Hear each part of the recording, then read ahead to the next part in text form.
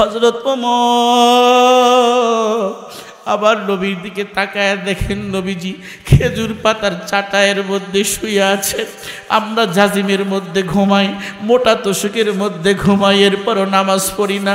হযরত ওমর বলেন আমি তাকিয়ে দেখলাম নবী আবার চাটায়ের খেজুর পাতার চাটায়ের মধ্যে শুয়ে আছে। নবীজির মাথার ডেসে কোনো বালিশ নাই। আল্লাহ নবী হাতকে ভাঁজ করে বালিশ বানিয়েছে। নবীজি হযরত ওমরকে দেখে যখন উঠে বসলেন, হযরত ওমর বলেন আমি তাকায় দেখি নবীজির পিঠের মধ্যে খেজুর পাতার চাটায়ের ছাপ দেখা যায়।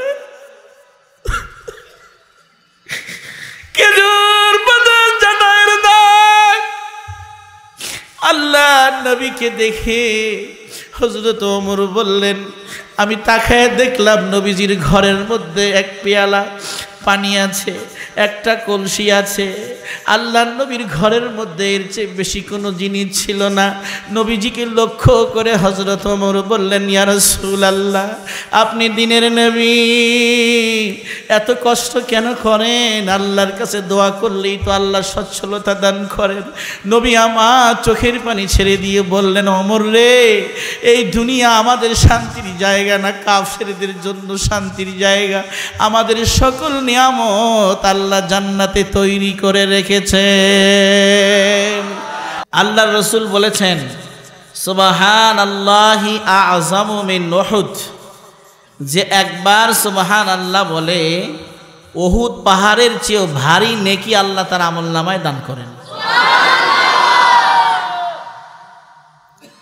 আল্লাহ রাসূল বলেছেন আলহামদুলিল্লাহি তামলাউ মা বাইনাস সামাই ওয়াল আরদ, যে ব্যক্তি আলহামদুলিল্লাহ পড়ে আসমান এবং জমিনের মধ্যবর্তী ফাঁকা জায়গাকে আল্লাহ পাক তার জন্য নেকি দ্বারা ভরপুর করে দেন। রাসূল কারীম সাল্লাল্লাহু আলাইহি ওয়াসাল্লাম রাস্তা দিয়ে হেঁটে যাচ্ছেন, যেতেই দেখলেন আবু হুরায়রা রাদিয়াল্লাহু তাআলা আনহু কি যেন রোপণ করছে। নবী আলাইহিস সালাতু ওয়াস সালাম বললেন মাযা তাকরিসু ইয়া আবু হুরায়রা, আবু হুরায়রা তুমি এখানে কি রোপণ করছো? আবু হুরায়রা বললেন ইয়া রাসূলুল্লাহ আমি এখানে বৃক্ষ রোপণ করছি। আল্লাহ রাসূল বললেন তোমাকে কি আমি এর চেয়ে উত্তম বৃক্ষের কথা বলবো? আবু হুরায়রা বললেন ক্বালা নাআম ইয়া রাসূলুল্লাহ, বললেন হে আল্লাহ রাসূল অবশ্যই বলুন। তখন আল্লাহ রাসূল সাল্লাল্লাহু আলাইহি ওয়াসাল্লাম আবু হুরায়রাকে 4টি কালিমা পড়তে বলেছেন। কয়টি? আমার সাথে সবাই বলুন কয়টি? আমিও বলছি আপনারা আমার সাথে বলুন সুবহানাল্লাহ আলহামদুলিল্লাহ ওয়ালা ইলাহা ইল্লাল্লাহ আল্লাহু আকবার। আল্লাহর নবী বলে দিলেন আবু হুরায়রা তুমি যে এই মাত্র আমি নবীর সঙ্গে 4টি কালিমা পড়ে নিয়েছ সুবহানাল্লাহ আলহামদুলিল্লাহ লা ইলাহা ইল্লাল্লাহু আল্লাহু আকবার। ও আবু হুরায়রা এই 4টি কালিমা পড়ার সঙ্গে সঙ্গে আল্লাহ রাব্বুল আলামিন তোমার জন্য জান্নাতের মধ্যে 4টি গাছ রোপণ করে দিয়েছেন।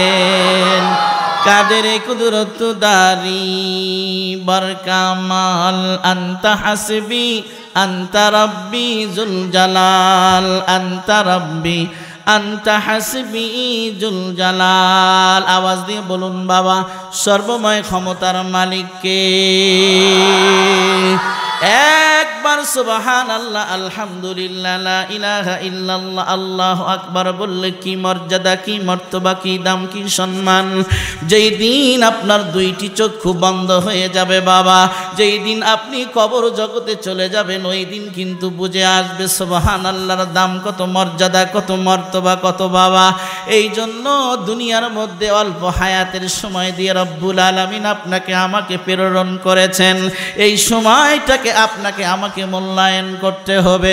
একটা সময় দুনিয়ার মধ্যে নষ্ট করা যাবে না বাবা। সময় যদি আপনার জীবন থেকে চলে যায় আর কোনো দিন ফিরে পাবেন না। আজকে যে সকালটা অতিবাহিত হয়েছে, একটু আওয়াজ দিয়ে বলুন তো বাবা, কিয়ামত পর্যন্ত এই সময় কি আর আসবে? কথা কি বুঝতেছেন? এই সময় কি আর আসার সুযোগ আছে? জোরে বলেন, আছে আছে আছে?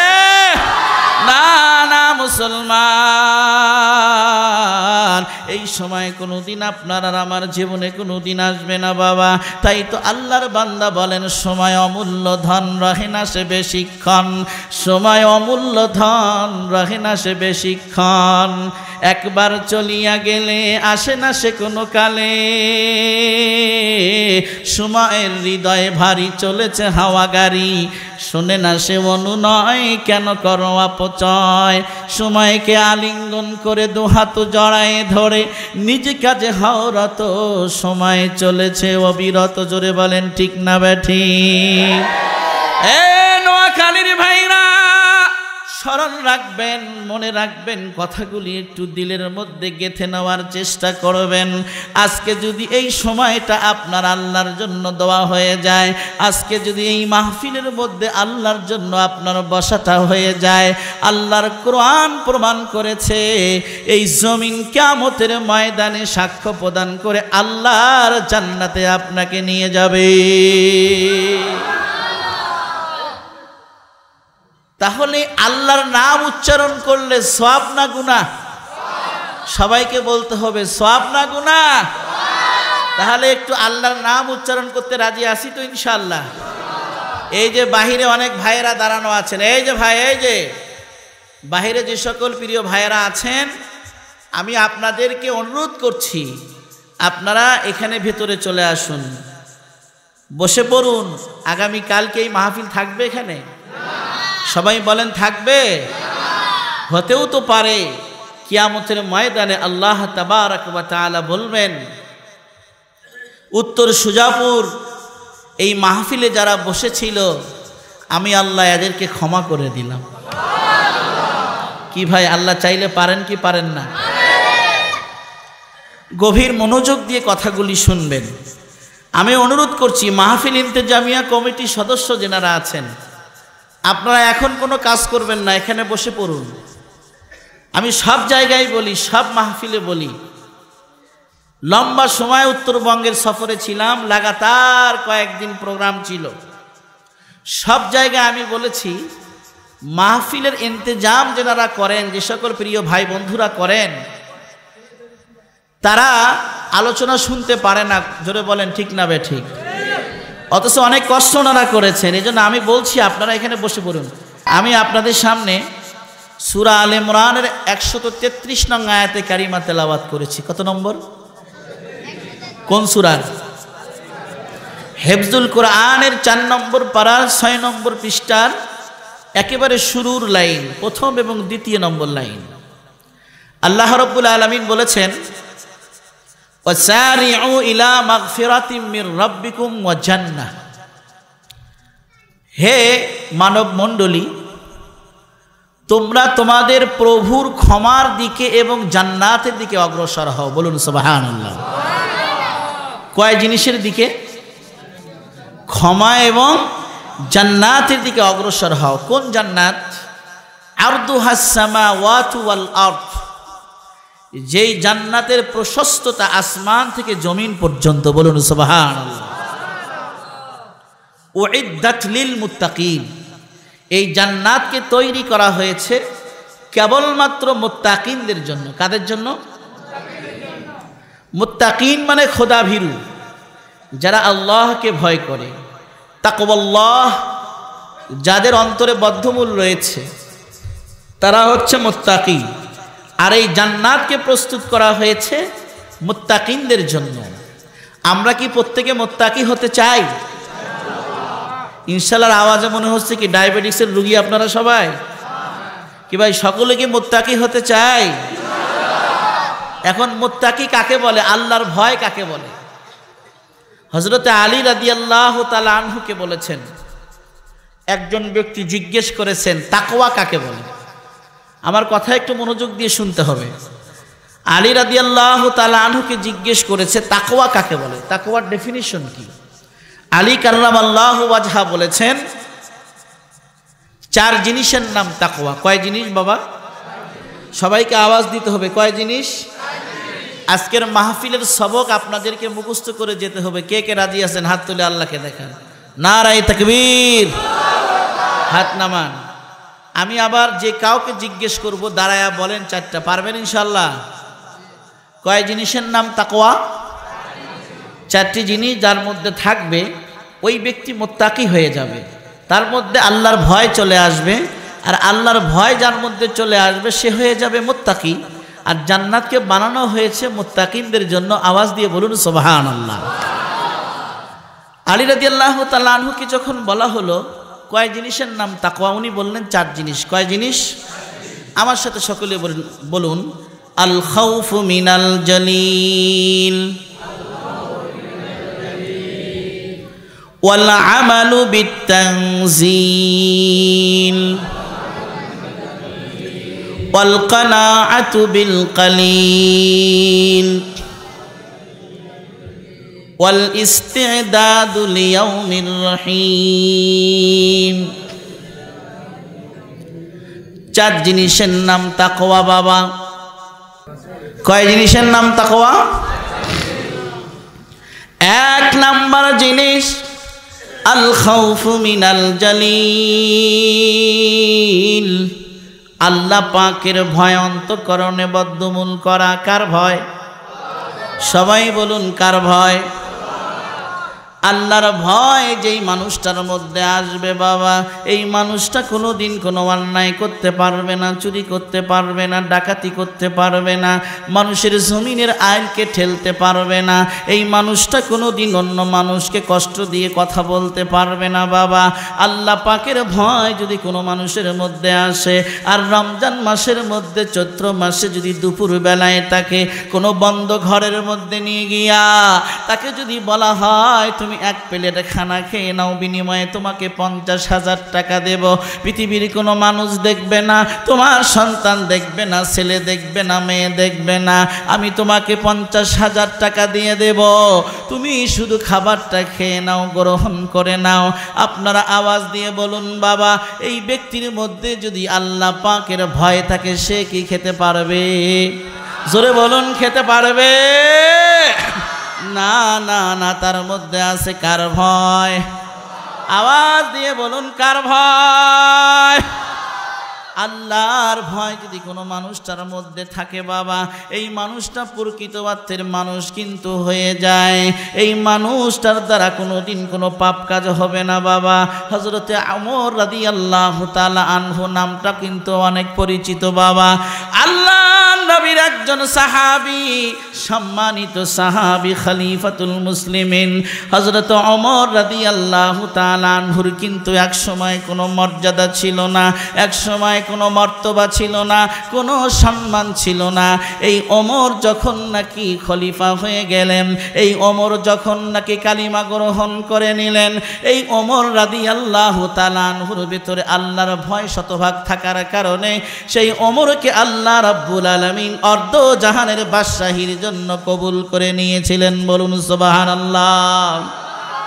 আমার বন্ধুগণ, যেই ওমর রাদিয়াল্লাহু তাআলা আনহু ইসলাম গ্রহণ করার পূর্বে আল্লাহর নবীর গর্দান মোবারক কাটার জন্য রওনা হয়েছিল, এই কথা কি আপনারা জানেন? সকলেই জানেন কি জানেন না? কিন্তু এই ওমরের মধ্যে যখন নাকি আল্লাহ পাকের ভয় শতভাগ চলে আসছে বাবা, সেই ওমরটা এমন মানুষে রূপান্তরিত হয়ে গেল, সেই ওমরের দ্বারা আর কোনো দিন কখনো কোনো কবিরা গুনাহ হলো না বাবা। সেই ওমরটা মানুষের দরদি বনে গেল, সেই ওমরটা রাতের আধারে মানুষের পাহারাদার বনে গেল, একজন খলিফাতুল মুসলিমিন, অর্ধ জাহানের শাসক ছিলেন বাবা।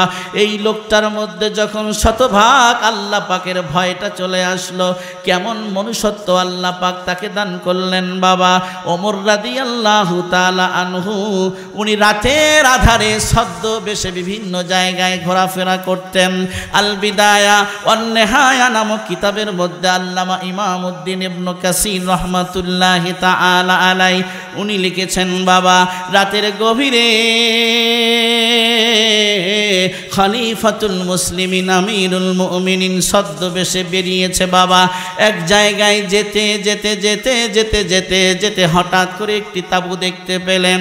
লক্ষ্য করে দেখলেন ওই তাঁবুর মধ্যে 2-3টা বাচ্চার কান্নার আওয়াজ শোনা যায়। ওমর কাছে চলে গেলেন। ওমরের সঙ্গে কোনো সিপাহী নাই, ওমরের সঙ্গে কোনো গোলাম নাই, ওমর একাকী চলে গিয়েছেন বাবা। ওনার কানে যখন কান্নার আওয়াজ চলে আসছে, খলিফাতুল মুসলিমিন আমিরুল মুমিনিন হযরত ওমর রাদিয়াল্লাহু তাআলা আনহু দিলটা নরম করে আমার কথাগুলি শুনবেন বাবা। আপনাদের কি মনোযোগ আছে ভাই? মনোযোগ আছে? যখন নাকি তাঁবুর কাছে চলে গেলেন, উনি দূর থেকে আওয়াজ শুনতে পেলেন 2-3 জন বাচ্চা তাঁবুর ভেতরে কান্না করছে বাবা। ওমর রাদিয়াল্লাহু তাআলা আনহু পর্দার আড়াল থেকে লক্ষ্য করলেন একজন বয়োবৃদ্ধা মহিলা, সে পাতিলের মধ্যে কি যেন রান্না করছেন আর বাচ্চারা জমিনের মধ্যে গড়াগড়ি করে। হযরত ওমর কেমন মানুষে রূপান্তরিত হয়ে গেলেন তাকওয়ার মাধ্যমে। হযরত ওমর বললেন, ও মা, আপনি এখানে কাঁদেন কেন? আপনার সন্তানরা মাটির মধ্যে গড়াগড়ি করে কেন? ওই বিধবা মহিলা ডাক দিয়ে বললেন, কে তুমি যুবক রে?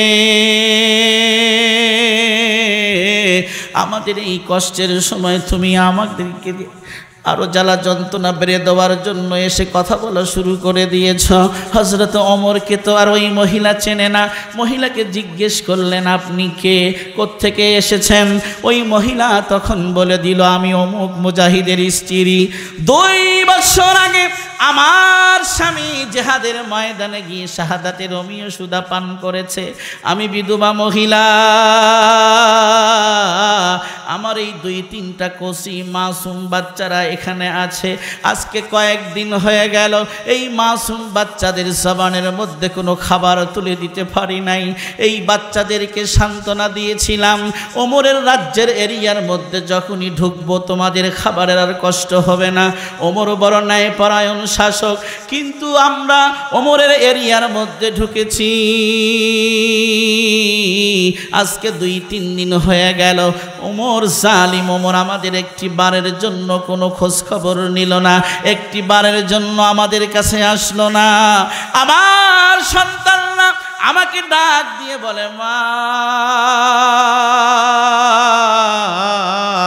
তুমি না বলেছিলে গো মা, ওমরের রাজ্যের এরিয়ার মধ্যে ঢুকলে খাবারের কোনো অভাব হবে না, কোনো খাবারের কষ্ট হবে না।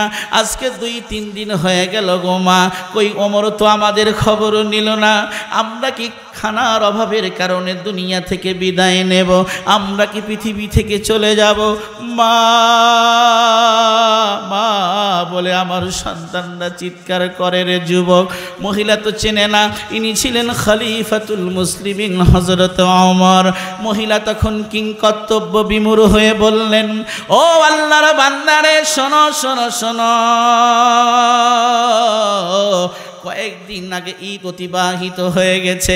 আমার বড় সন্তানটা আমার কাছে এসে আবদার করেছিল, মা মা, আমাদের ছোট 2 ভাইকে কাপড় চোপড় দিতে না পারলেও, আমাকে দিতে না পারলেও, ইমিডিয়েট আমার ছোট ভাইটাকে কাপড় দিতে না পারলেও 3 নম্বর ভাইটাকে কিছু ঈদের পোশাক কিনে দাও মা। বাবা যদি থাকতো আমার সন্তানদের আর কোনো দিন কাপড়ের অভাব হতো না, আমাদের কাপড়ের অভাব হতো না, আমার ভাইদেরও কাপড়ের অভাব হতো না। ও মা, আমার ছোট্ট মাসুম ভাইটাকে ঈদের কিছু জামা কাপড় কিনে দাও গো মা। আমি মা হতভাগা নারী, আমি কিনে দিতে পারি নাই, আজকে খাবার দিতে পারি না। আমার সন্তানরা হয়তো বা ক্ষুধার যন্ত্রণা সহ্য করতে না পারার কারণে দুনিয়া থেকে বিদায় নেবে, আমার সন্তানদেরকে হয়তো বার বাঁচাইতে পারবো না। এই জন্য আমি পাতি পাতিলের মধ্যে কিছু পানি দিয়ে পাতিল জাল দিচ্ছি, আর পাতিলকে লক্ষ্য করে বলছি, পাতিল রে, সকাল হওয়ার আগে আগে যদি তুই পাতিলের মধ্যে কোনো খাবারের বন্দোবস্ত না হয়ে যায়, আমি মা আমার সন্তানদের কাছে মিথ্যাবাদী প্রমাণিত হয়ে যাব। আমি মা আমার সন্তানদের সামনে আর কথা বলতে পারবো না। ওমর এই কথাগুলি শুনে চোখের পানি ধরে রাখতে পারলেন না। খলিফাতুল মুসলিমিন রওনা দিলেন বাইতুল মালকে লক্ষ্য করে। আল্লামা ইমামউদ্দিন ইবনে কাসির রহমাতুল্লাহ আলাইহি লিখেছেন, বাবা দিলটা নরম করে আমলের নিয়তে কথাগুলি শোনেন, হতে পারে আজকের মাহফিল আপনার জীবনকে পরিবর্তন করে দিতে পারে। জোরে বলেন ঠিক না ব্যাঠিক? নোয়াখালীর ভাইরা, পর্দার আড়ালের মা বোনেরা, গভীর মনোযোগ দিয়ে আমার কথাগুলি শুনবেন, দিলের কানে শুনবেন, একদম ডানে বামে তাকাবেন না। হযরত ওমর চলে গেলেন বাইতুল মালকে লক্ষ্য করে। বাইতুল মালের মধ্যে গিয়া হযরত ওমর আটার বস্তার মধ্যে আটা ভরপুর করলেন। পাকা খেজুরগুলি খেজুরের বাগান থেকে নিয়ে আসলেন। নিয়ে এসে গোলাম আসলামকে জাগ্রত করলেন, করে বললেন, আসলাম রে, এই আটার বস্তা একটু আমি ওমরের পিঠে উঠায়া দাও। একজন বিধবা মহিলা কষ্টে আছে, তার কিছু খেদমত আমাকে করতে হবে। গোলাম আসলাম বললেন, খলিফাতুল মুসলিমিন আমিরুল মুমিনিন, আমি গোলাম আছি, আমি থাকতে কেন আপনাকে এই আটার বস্তা পিঠে বহন করতে হবে? এটা তো সুন্দর দেখায় না, আমি বহন করব। গোলাম আসলামকে খলিফাতুল মুসলিমিন ওমর বললেন, গোলাম আসলাম, তুমি আমার পিঠের মধ্যে আটার বস্তা উঠিয়ে দিচ্ছ না কেন? বললেন, মানায় না, আপনি খলিফা, আমি হলাম গোলাম, আমার কাজ হলো আপনার হুকুম পালন করা। হযরত ওমর তখন বললেন, গোলাম আসলাম রে, তোমার পিঠের মধ্যে আমি আটার বস্তাটা উঠিয়ে দেব, একটি শর্ত যদি তুমি পালন করো। বললেন, কি শর্ত জাহাপনা? খলিফা, কি শর্ত আপনি আমাকে দিতে চান? আপনার শর্ত আমি পূর্ণ করতে রাজি আছি। খলিফাতুল মুসলিমিন তখন বললেন, কাল কিয়ামতের ময়দানে মুসিবতের সময়, যেই সময় আল্লাহ রাব্বুল আলামিন এই গরিব দুঃখী অসহায় মানুষদের খোঁজ খবর না নেওয়ার পাপের বোঝাটা, পাপের বস্তাটা আমি ওমরের কাঁধে উঠায়া দিবে, ওই দিন কি তুমি আমার গুনাহের বস্তাটা বহন করবানি? যদি আমার গুনাহের বস্তাটা তুমি বহন করো, তবে আজকে আমি তোমাকে আটার বস্তা তোমার পিঠে উঠিয়ে দেব। কিংকর্তব্য বিমূঢ় হয়ে গেল গোলাম। খলিফাতুল মুসলিমিন নিজের কাঁধে যখন আটার বস্তাটা উঠিয়ে নিয়ে রওনা দিয়েছে, বাবা দৌড়ায়। পেছন দিক থেকে কোনো মানুষের যদি নজর পড়ে যায়, সে এই কথা ভাবতে বাধ্য হবে, মনে হয় আল্লাহর দুনিয়ায় এর চেয়ে বড় অপরাধী আর আসামি একজনও নাই। কোন ওমর ভাই, যেই ওমর রায় দেওয়ার কারণে, মতামত দেওয়ার কারণে আল্লাহ রাব্বুল আলামিন একটি নয় দুইটি নয়, ওমর রসুলের সামনে রায় দেন, মতামত দেয়। আর ওমরের রায়কে কেন্দ্র করে আল্লাহ তাআলা কুরআনুল কারীমের 19টি আয়াত নাজিল করে দিয়েছেন। আল্লাহু আকবার বলেন, হাত উঁচু করে বলেন আল্লাহু আকবার, হাত নাড়াচাড়া করেন, নাড়াচাড়া করেন, আল্লাহু আকবার, জোরে আওয়াজ দিয়ে বলুন আল্লাহু আকবার। ভাইরা আমার, বন্ধুরা আমার, হযরত ওমর, কষ্ট হচ্ছে? আটার বস্তা পিঠে করে নিয়া ওই তাবুকে লক্ষ্য করে রওনা দিয়েছে। বাবা গন্তব্যে যেই না পৌঁছে গিয়েছে, বিধবা মহিলাকে বললেন, মা তুমি খামিরা তৈরি করো, রুটি ভাজার কাজটা আমি যুবক করি। মহিলা তো চেনেন না, ইনি হলেন মদিনার খলিফা হযরত ওমর, আল্লাহর পয়গম্বরের সাহাবী ওমর রাদিয়াল্লাহু তাআলা আনহু। উনি নিজ হাতে রুটি ভাজার কাজটা সম্পন্ন করলেন বাবা। এরপরে পাকা খেজুর থেকে বিচিগুলি ছাড়ায় আনিয়া উনি পাকা খেজুরগুলি রুটির মধ্যে দিয়ে ভাঁজ করে স্যান্ডউইচের মতো করে সন্তানদের মুখের মধ্যে তুলে দিলেন। 2-3টা নাবালেগ মাসুম বাচ্চাকে যখন খাওয়ায়া দিলেন বাবা, ওই বিধবা মহিলাকে পর্দার আড়াল থেকে ওই রুটিগুলি আর খেজুরগুলি যখন তার হাতের মধ্যে তুলে দিয়ে বললেন, মা, সন্তানদের সাথে আপনি দুঃখিনী, মাও তো অনেক বেশি ক্ষুধার্ত, আপনি এই রুটি খেয়ে ফেলুন। ওই বিধবা মহিলাকে রুটি দিয়ে দিলেন। সন্তানগুলিকে যখন তৃপ্তি সহকারে রুটিগুলি খাইয়ে দিলেন, হযরত ওমর এবার তাকায় দেখেন একটু পূর্বে যেই সন্তানদের চোখে পানি ছিল ওই সন্তানরা এবার হাসতে শুরু করে দিয়েছে। বলুন সুবহানাল্লাহ। কাদের কুদরত দারি হরচে খাহিয়া কুনি,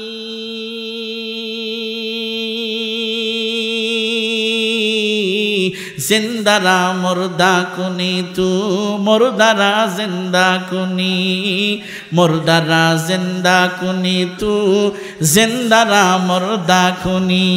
করনে ওয়ালা কে? আওয়াজ দিয়ে বলো মুসলমান কে? আল্লাহ রাব্বুল আলামিন মুহূর্তের মধ্যে পরিবেশটাকে পরিবর্তন করে দিলেন।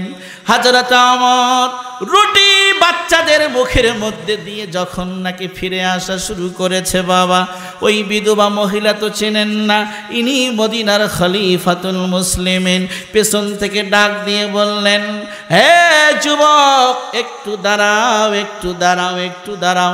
হযরত ওমর দাঁড়িয়ে গেলেন বাবা।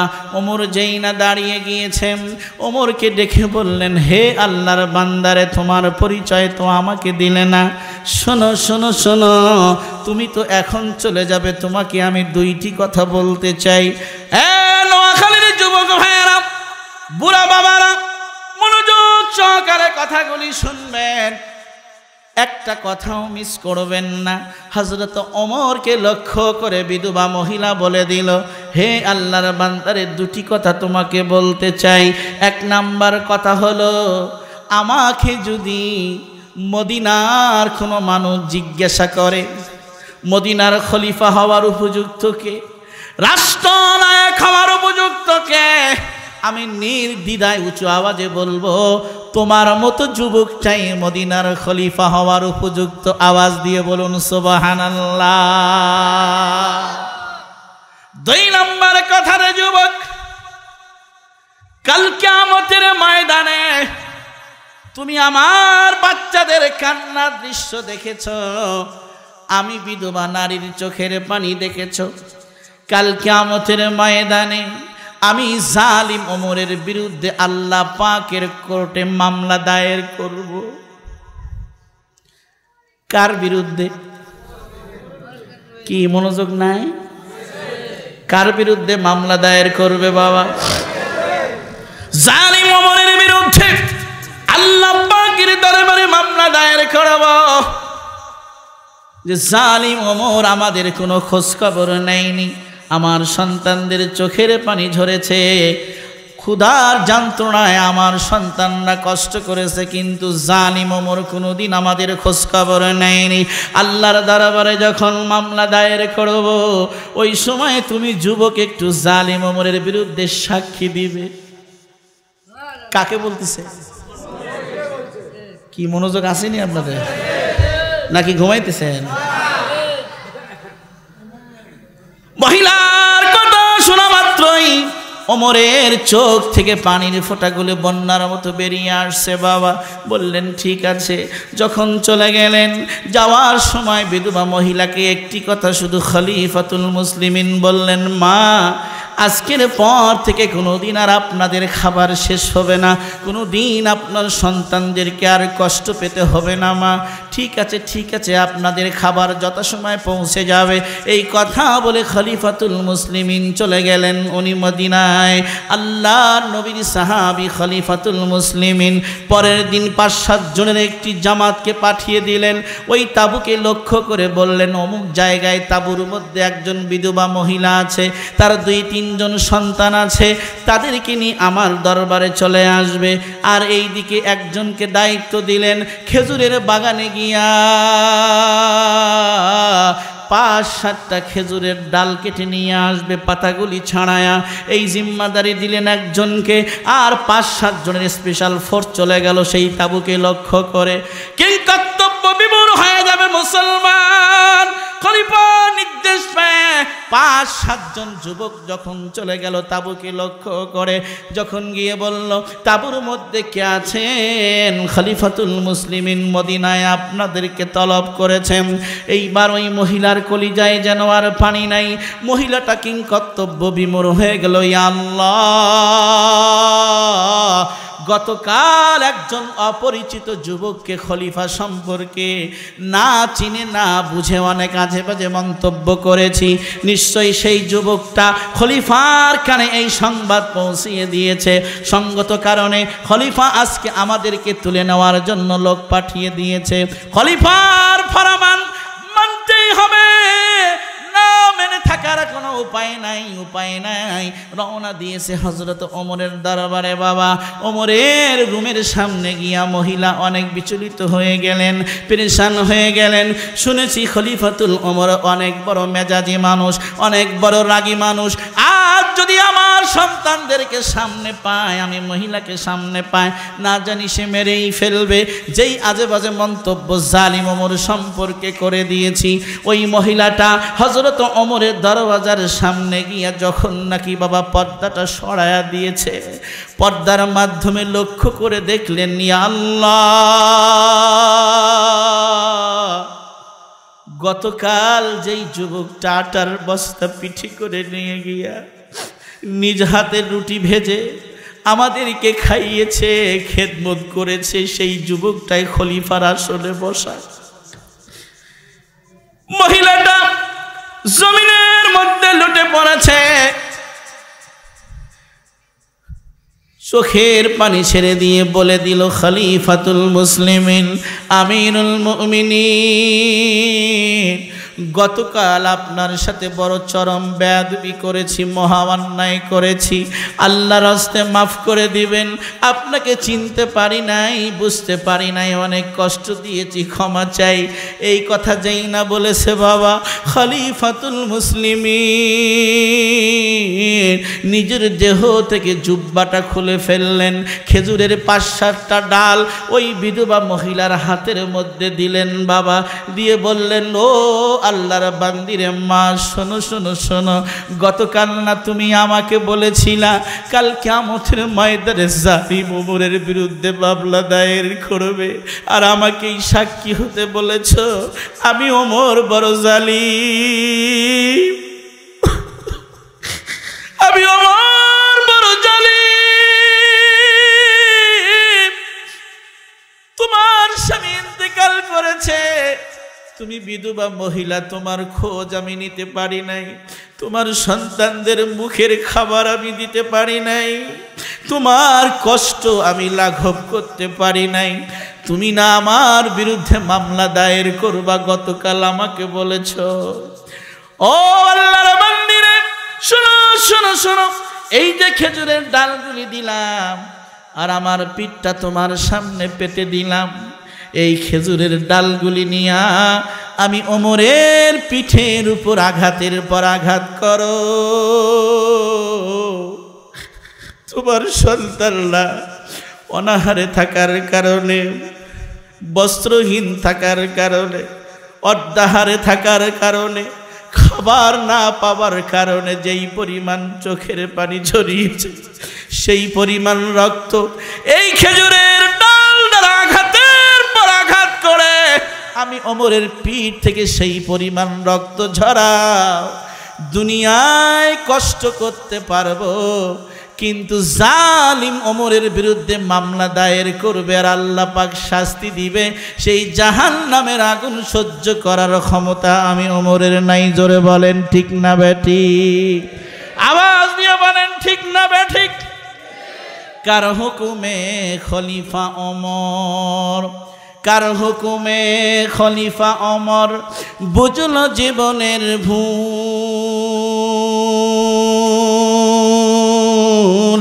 সে তো অন্য কেহ নয় কো ধরায় মোহাম্মদ রাসূল। ঠিক না বেঠিক? আওয়াজ দিয়ে বলেন ঠিক না বেঠিক? আরে কার হুকুমে খলিফা ওমর বুঝলো জীবনের ভুল,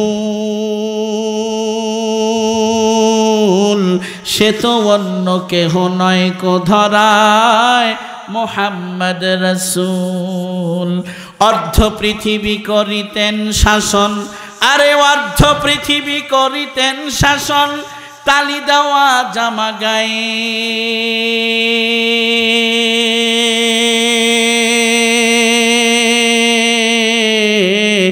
আটার বস্তা পিঠে করে নিয়া সেবিলেন দুস্থ মায়ে।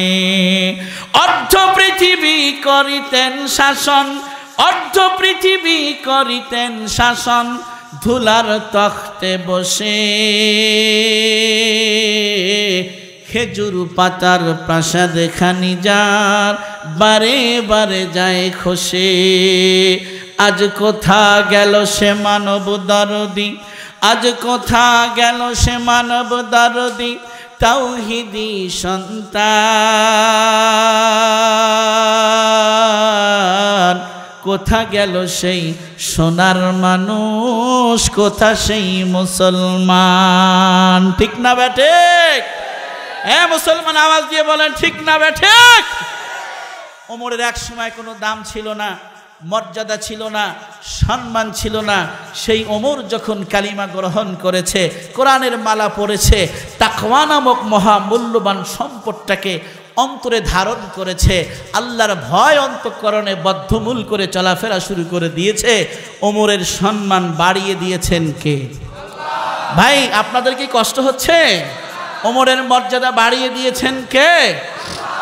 তাই তো উর্দু কবি খুব সুন্দরভাবে বলেছেন, दुनियाए सदाकत पे तेरा नाम रहेगा, सिद्दीक तेरा नाम से इस्लाम रहेगा, सिद्दीक तेरा नाम से इस्लाम रहेगा।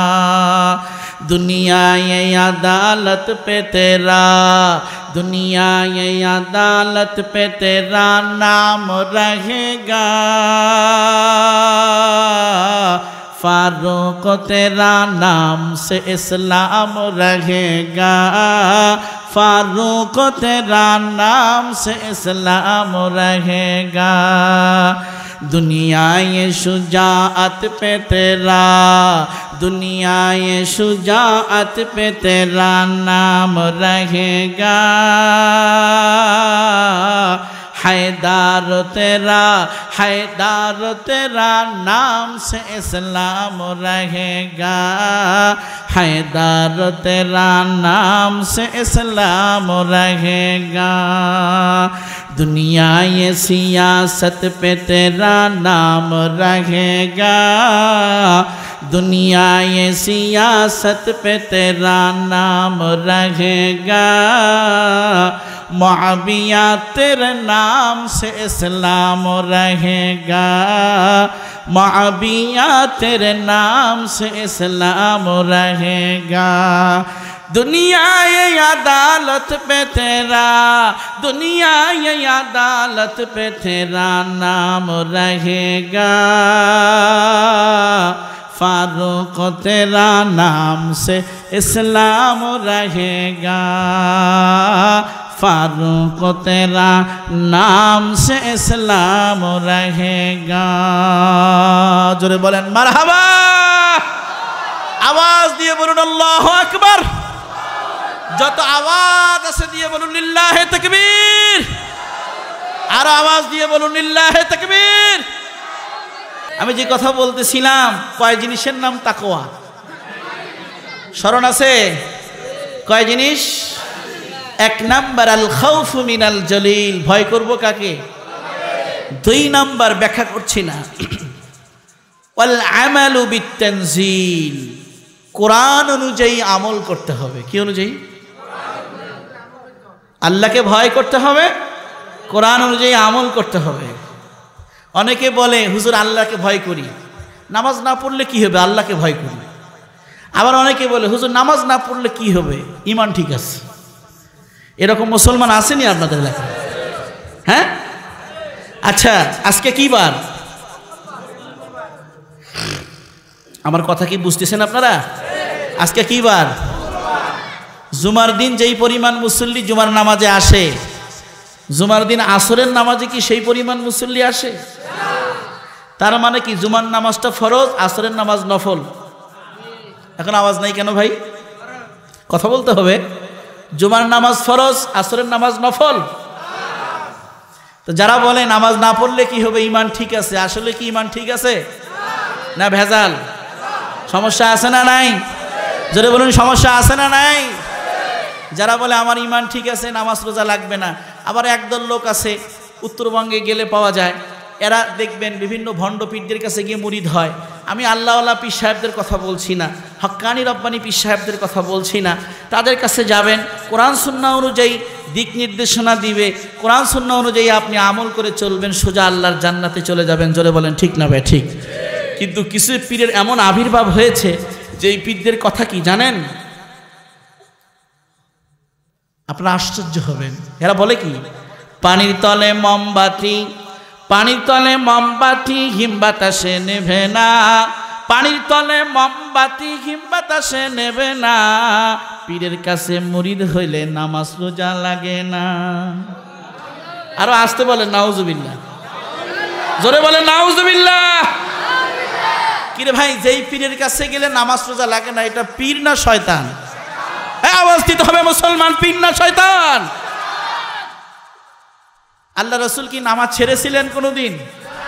তো রসুলের চেয়ে বড় পীর আসেনি কেহ যে পীরের দরবারে গেলে নামাজ লাগে না, রোজা লাগে না? আপনারা বিনা দলিলে ফতোয়া দিবেন, আমার পক্ষ থেকে বলবেন, আমার রেফারেন্সে বলবেন, ও পীর সাহেব নয়, ও হলো পেশাব। জোরে বলেন ঠিক না ঠিক? এদের কাছে যাবেন না, এগুলো কুফরি আকীদা। আবার অনেকে বলে কি বলে, আপনারা আশ্চর্য হবেন, আল্লাহর ধন নবীরে দিয়া আল্লাহ গেলেন খালি হইয়া, আল্লাহর ধন নবীরে দিয়া আল্লাহ গেলেন খালি হইয়া, নবীর ধন খাজারে দিয়া, নবীর ধন খাজারে দিয়া নবী গেলেন গায়েব হইয়া, নবীর ধন খাজায় লইয়া, নবীর ধন খাজায় লইয়া শুয়ে আছে আজমিরে, কেউ ফেরে না খালি হাতে খাজারে তোর দরবারে। আছে না নাই? আছে। এমন কথা বললে কি ইমান থাকার সুযোগ আছে? জোরে বলেন আছে। আবার অনেকেই বলে এই সমস্ত জায়গায় যাবেন না, কি বলে জানেন? আমার একতারাটা কয় বাবা দোতারাটা কয়, আমার একতারাটা কয় বাবা দোতারাটা কয়, সিজদার মতো সিজদা বাবা একটা দিলেই হয়, টুনটুনা টুন টুন টুন টুন। ইমান আছে? জোরে বলেন ইমান আছে? এ যুবক ভাইরা দাঁড়ায় আছেন কেন? ভেতরে আসেন। নাকি হেই গ্রুপ? এ ভাই, ভণ্ডপীরদের কাছে যাওয়া যাবে? আজকে শপথ করণের মাহফিল থেকে দুহাত উত্তোলন করে আল্লাহকে দেখান, আল্লাহকে দেখান, সবাই হাত আল্লাহকে দেখান, বলেন আয় আল্লাহ। সবাই বলেন আয় আল্লাহ। এই মুহূর্তে শপথ করিতেছি, যতদিন বেঁচে থাকবো কোন সময় ভণ্ডপীরদের কাছে যাব না। আল্লাহওয়ালা হক্কানি রব্বানি পীর মাশায়েখ ওলি আউলিয়া হক্কানি আলেমদের সোহবতে গিয়ে কোরআন ও সুন্নাহর আলোচনা শুনে আমল করব ইনশাআল্লাহ। হাত নামান। এই ওয়াদা কি এখানে থাকবে না বাহিরে গিয়েও থাকবে? তাহলে কোনোদিন বলবেন যে নামাজ না পড়লে কি হবে, আমার ইমান ঠিক আছে? কি ভাই বলা যাবে? আবার অনেক স্বামী এমন আছে, ভাই কষ্ট হচ্ছে আপনাদের, অনেক স্বামী এমন আছে এরা স্ত্রীকে নিয়ে ভণ্ড পীরের কাছে যায়, গিয়ে সন্তান হয় না বলে পীর বাবার কদম বুসি করো, সেজদা করো, দোয়া নাও। পীর বাবার সামনে মাথা নিচু করে স্বামীর সামনে স্ত্রী পীর সাহেবের কদম বুচি করছে, পীরের পায়ে সেজদা করছে, বলে নাউজুবিল্লাহ। সন্তান দেওয়ার মালিক কে? সবাই বলেন সন্তান দেওয়ার মালিক কে? পীর সাহেবের কাছে গিয়ে বলছে, একটা বেটা দে রে খাজা, একটা বেটা দে, একটা বেটা দে রে খাজা, একটা বেটা দে, কামাই খাবার দরকার নাই কো, মাটি দিবার দে। বলেন নাউজুবিল্লাহ। মুসলমান, আপনাদের কি কষ্ট হইতেছে? বলেন কষ্ট হচ্ছে? সন্তান দেওয়ার মালিককে আল্লাহ রাব্বুল আলামিন নিজেই বলেছেন, ইয়াহাবু লিমান ইয়াশাউ ইনাসাও ওয়া ইয়াহাবু লিমান ইয়াশাউ যুকুর আও ইউযাওবিজুহুম যুকরানাও ওয়া ইনাসা ওয়া ইয়াজআলু মান ইয়াশাউ আকিমা। আল্লাহু আকবার বলেন, আওয়াজ দিয়ে বলেন আল্লাহু আকবার। আল্লাহ রাব্বুল আলামিন বলেন, আমি মাওলাই কারীম যাকে ইচ্ছা করি তাকে কন্যা সন্তান দান করি, যাকে ইচ্ছা করি আমি আল্লাহ তাআলা পুত্র সন্তান দান করি, যাকে ইচ্ছা করি আমি রব্বুল আলামিন ছেলেও দেই মেয়েও দেই। আও ইযাওবিজুহুম যুকরানা ওয়া ইনাসা ওয়া ইয়াজআলু মান ইয়াশাউ আকিমা। আর যাকে ইচ্ছা করি ছেলেও দেই না মেয়েও দেই না, চিরতরে বান্দা রেখে দেওয়ার মালিক হলাম আমি আল্লাহ। বান্দা রাখার মালিক কে ভাই? বলেন বলেন বলেন কে? এই ইমানদারের মতো আওয়াজ দিয়ে বলেন কে? এই কথা বললে ইমান বাড়ে না কমে? সন্তান দেওয়ার মালিক কে? এই জন্য ভাইরা আমার, বন্ধুরা আমার, কোনো ভণ্ড পীর সাহেবদের কাছে যাবেন না, নিজের ইমানটাকে নষ্ট করবেন না। যদি কোনো মুসলমান বলে নামাজ না পড়লে কি হবে, আমার ইমান ঠিক আছে, আমি বলবো প্রিয় ভাই আপনার পাটা আমার সামনে দেন, আপনার পা শুয়ে আমি আপনাকে অনুরোধ করে যাব, এমন ইমান বিধ্বংসী কথা কোনো দিন বলবেন না। আপনি বললেন নামাজ না পড়লে আমার ইমান ঠিক আছে, অথচ আল্লাহর নবী নিজেই বলেছেন, ক্বালান নবিয়্যু সাল্লাল্লাহু আলাইহি ওয়াসাল্লাম লিকুল্লি শাইইন আলামুন ওয়া আলামুল ঈমানিস সালাহ। আল্লাহর নবী বলেন, প্রত্যেকটা জিনিসকে চেনার জন্য এক একটি আলামত আছে, এক একটি চিহ্ন আছে। ইমানদারের ইমান আছে চেনার আলামত, আর চিহ্নর নাম হচ্ছে নামাজ। ঠিক না বেঠে? ইমানদারের ইমান চেনার নাম কি? ইমানদারের ইমান চেনার চিহ্ন কি? আলামত কি? নামাজ।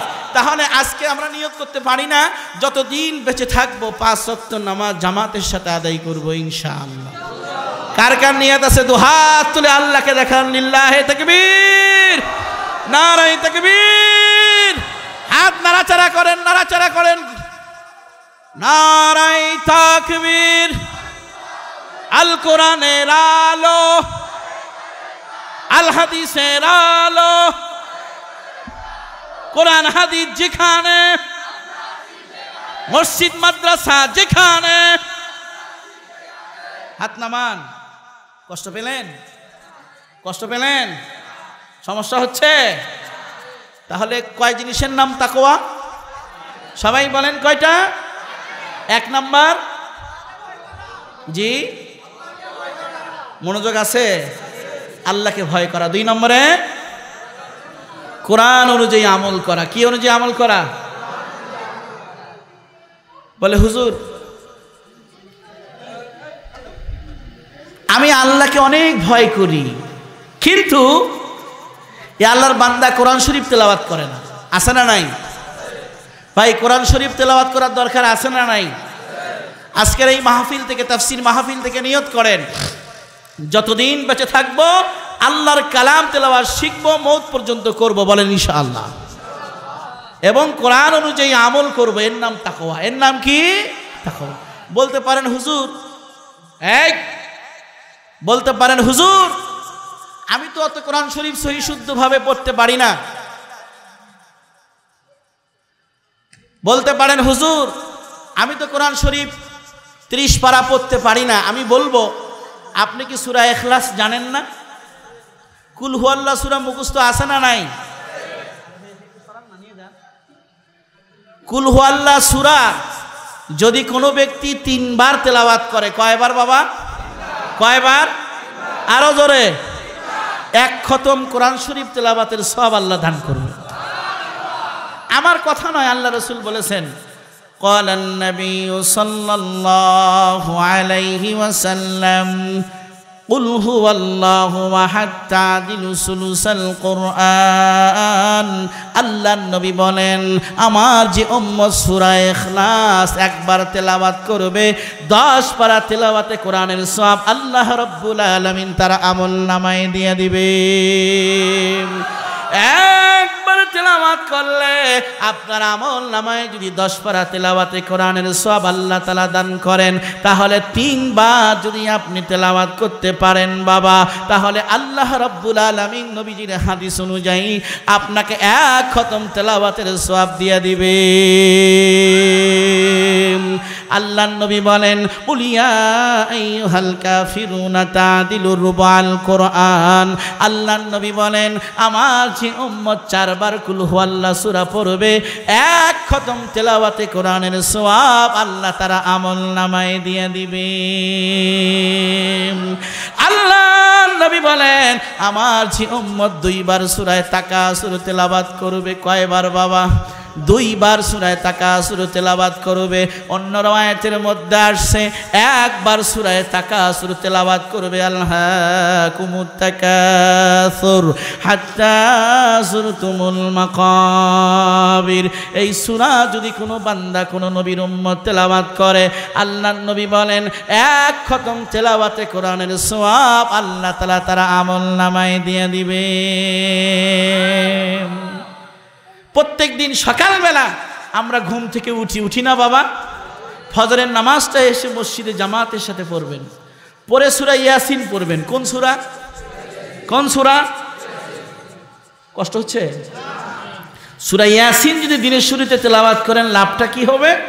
আল্লাহর রাসূল বলেন ক্বালান নাবিয়্যু সাল্লাল্লাহু আলাইহি ওয়াসাল্লাম মান ক্বারাআ ইয়াসিন ফি সাদরিন নাহারি কুদিয়াত হাওয়াইজ।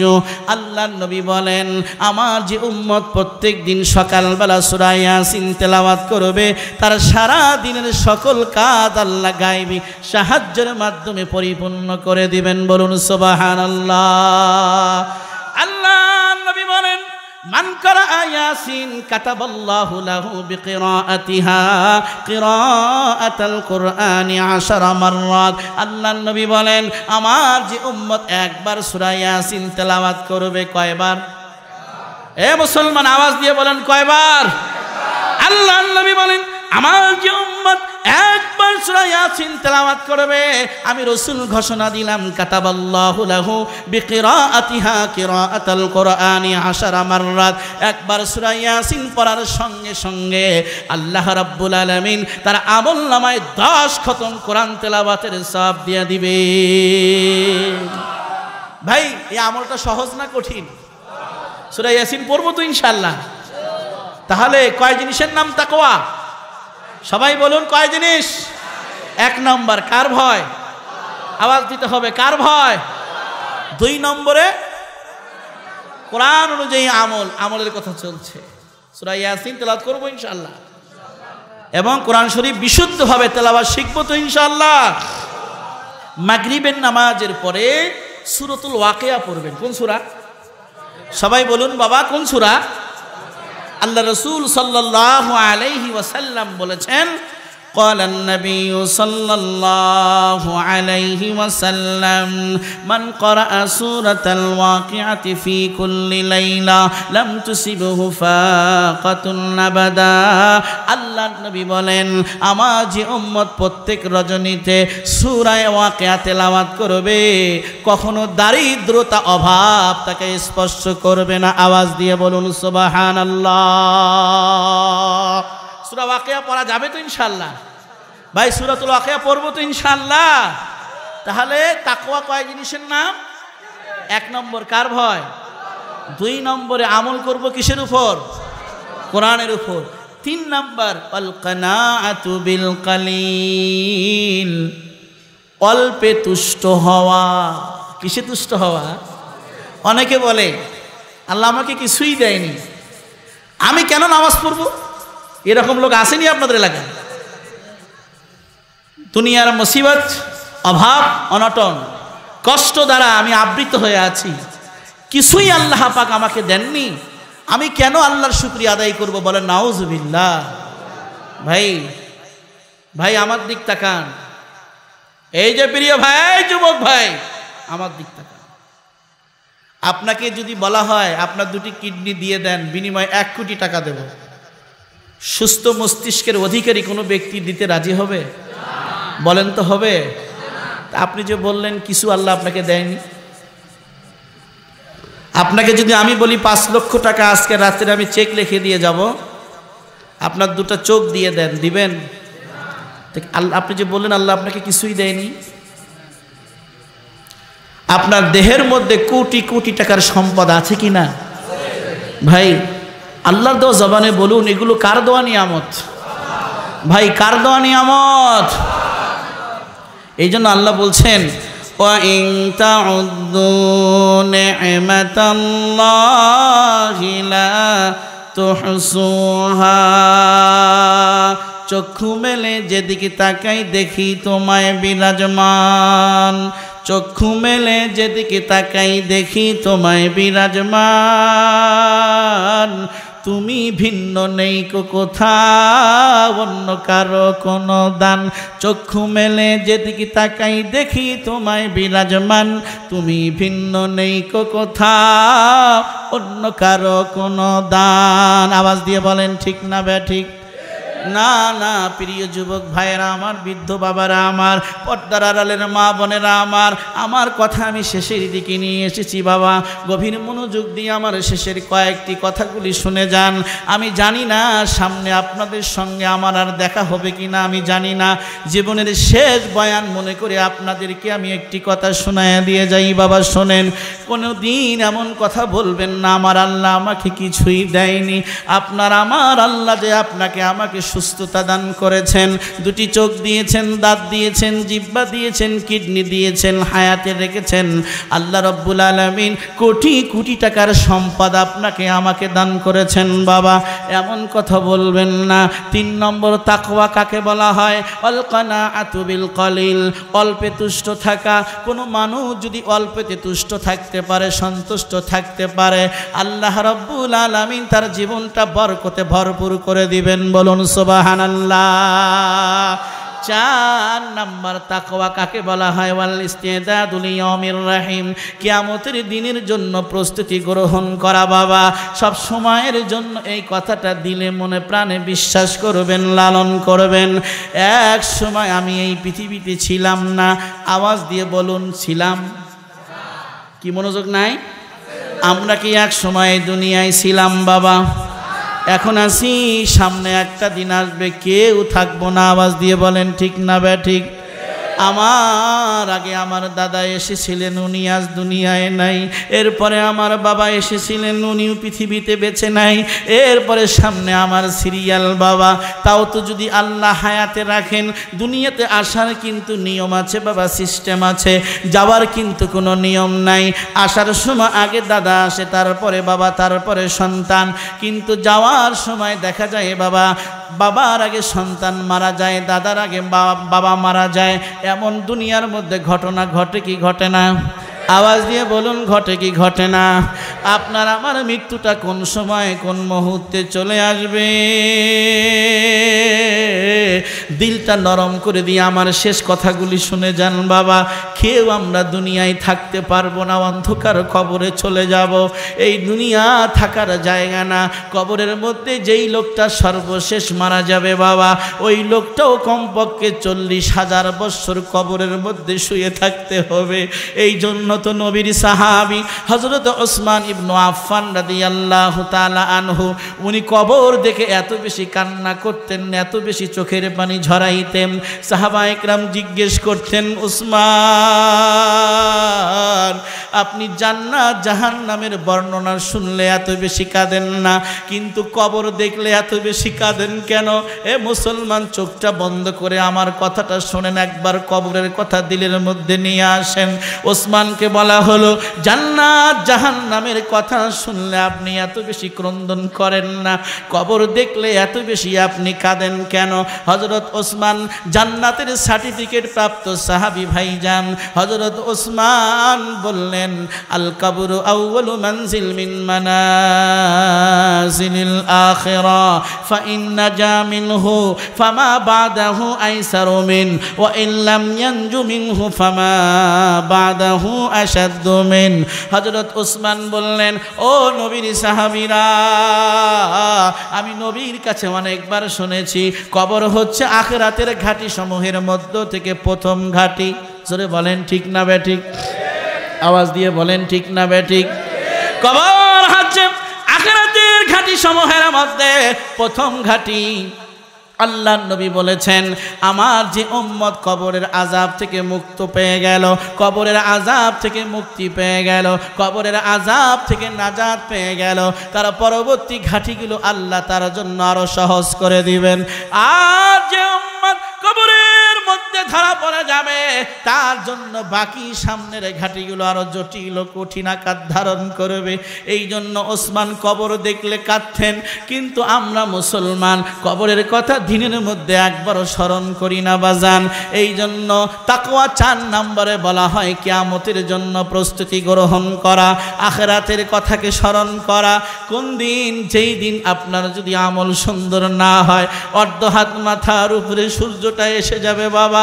আল্লাহর নবী হাদিস শরীফের মধ্যে বলেন, লা তাজালু কদমা ইবনি আদম ইয়াউমাল কিয়ামতি হাত্তা ইসআলা আন খাম। আল্লাহর নবী বলেন, কিয়ামতের ময়দানে প্রত্যেকটা মানুষকে 5টি প্রশ্নের উত্তর দিতে হবে, না দেওয়া পর্যন্ত এক কদম উঠাইতে দেবে না, সরাইতে দেবে না। 1 নাম্বার আন উমরিহি ফিমা আফনা, তোমার জীবনকে কোন কাজে ব্যয় করেছো বান্দা হিসাব দাও। 2 নাম্বার ওয়ান শাবাবিহি ফিমা আবলা, যৌবন দিয়েছিলা, যৌবনকে কোন কাজে ব্যয় করেছো জবাব দিয়ে যাও। 3 নম্বর ওয়ান মালিহি মিন আইনা ইকতাসাবাহু, মাল কোন পথে তুমি কামাই করেছো জবাব দিয়ে যাও। 4 নম্বর ওয়া ফিমা আনফাকা, মাল কোন পথে ব্যয় করেছো বান্দা হিসাব দাও। 5 নম্বর ওমাদা আমিলা ফিমা আলিম, ইলম যতটুকু শিখেছিলে তদ অনুযায়ী আমল করেছো কিনা।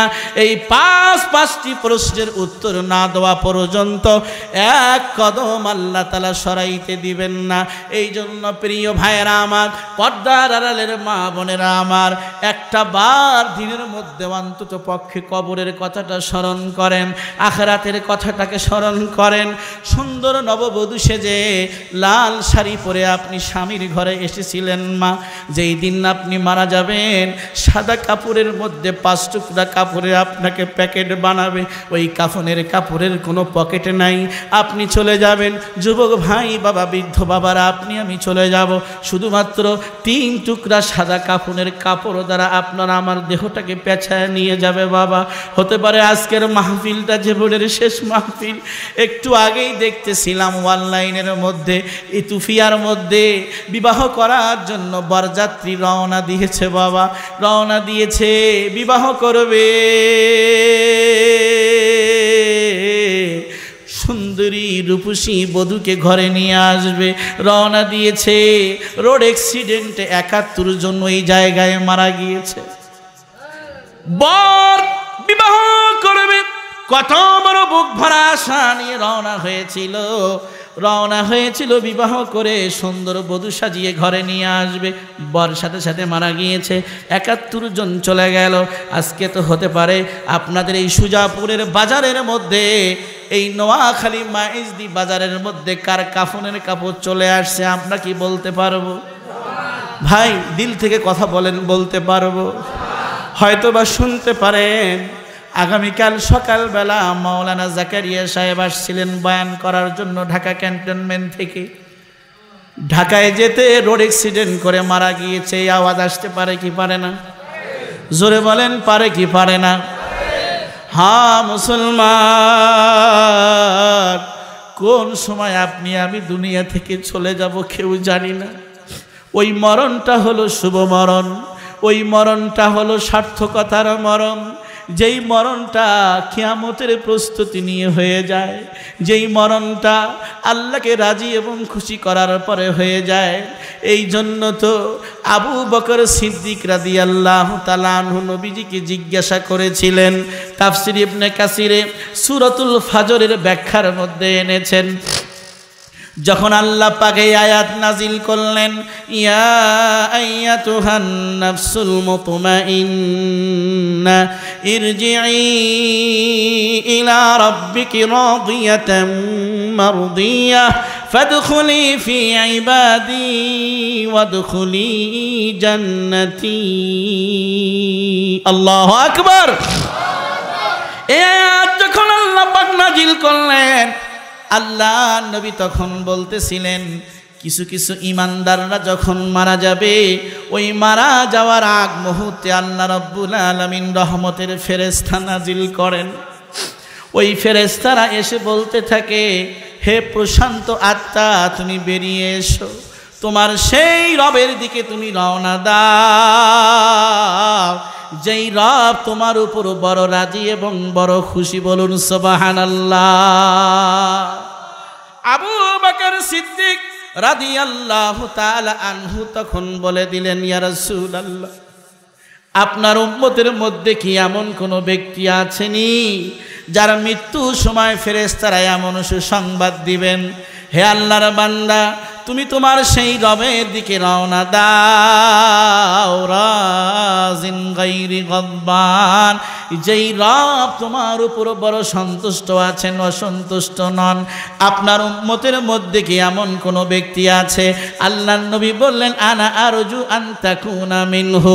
ও আবু বকর, আমি নবী আশাবাদী, আমার উম্মতের যত লোককে ফেরেশতারা এই সুসংবাদ দিবেন, তার মধ্য থেকে তুমি আবু বকরকেও আমার আল্লাহ কবুল করেছে।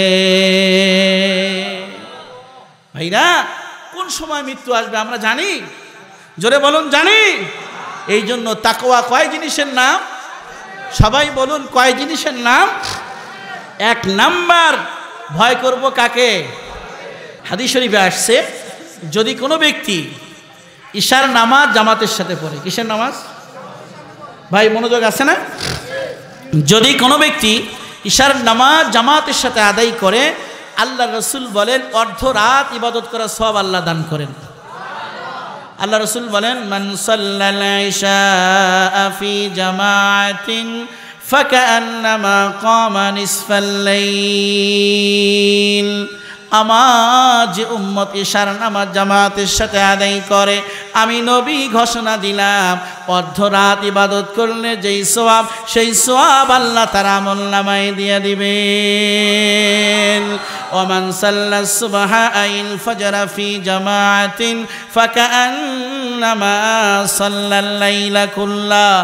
আর আমার যে উম্মত ঈশার নামাজ জামাতে পড়ার পরে বাসায় গিয়ে ঘুমিয়ে গেল, এরপরে আবার ফজরের নামাজে এসে জামাতের সাথে ফজরের সালাত আদায় করলো, আল্লাহর নবী বলেন, তিরমিজি শরীফের হাদিস, সারা রাত নামাজ পড়লে যেই সওয়াব হতো, সেই সওয়াব আল্লাহ ওই বান্দা বান্দির আমলনামায় দিয়ে দিবেন।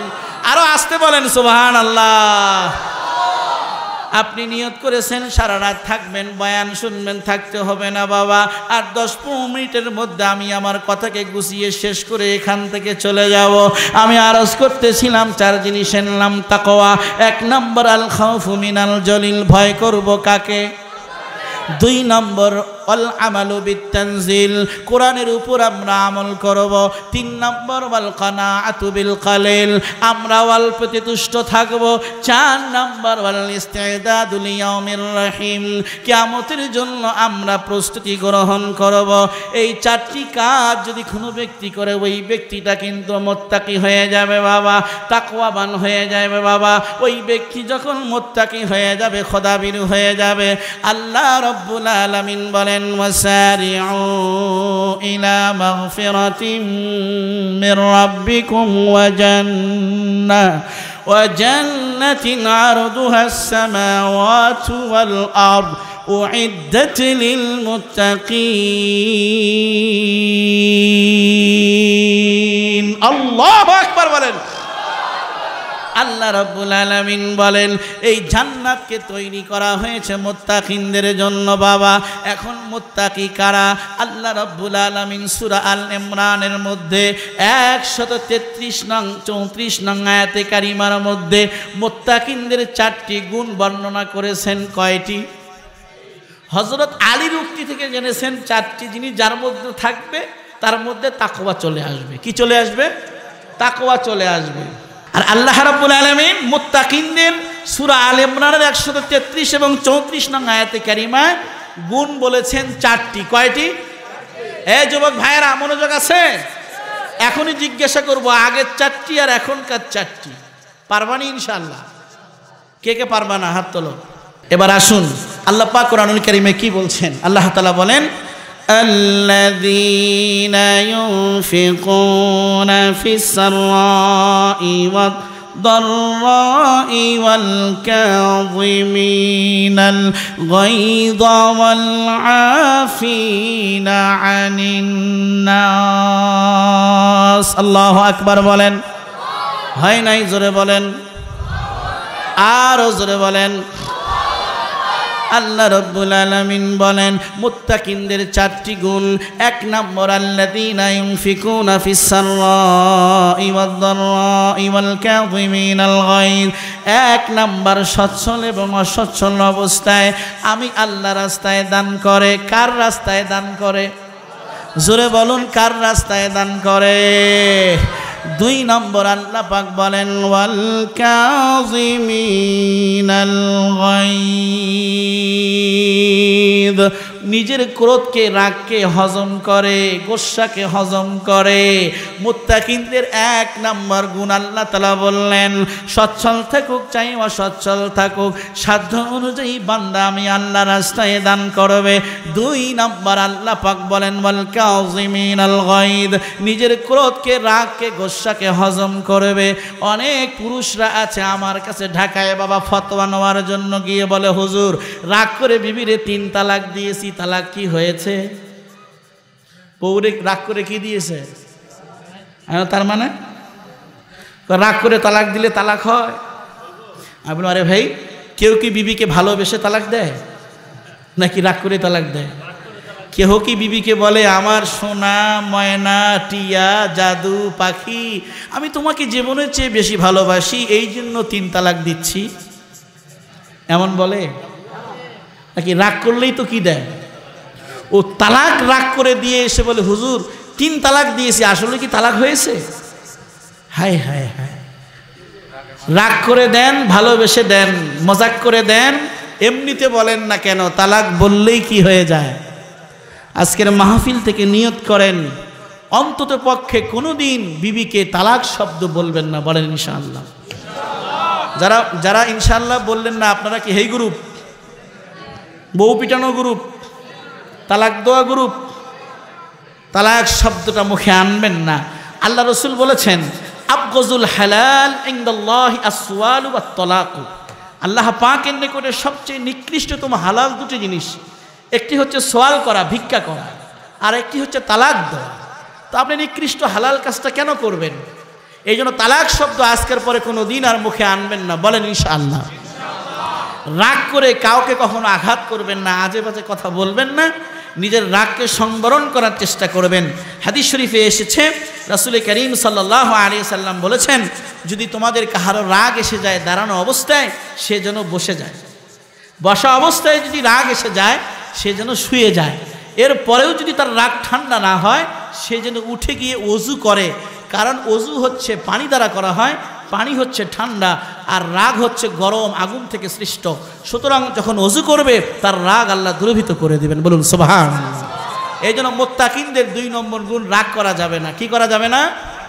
3 নম্বর গুণ ওয়াল আফিনা আনিন নাস, মানুষকে ক্ষমা করতে হবে। আমরা রাজি আছি না ইনশাআল্লাহ?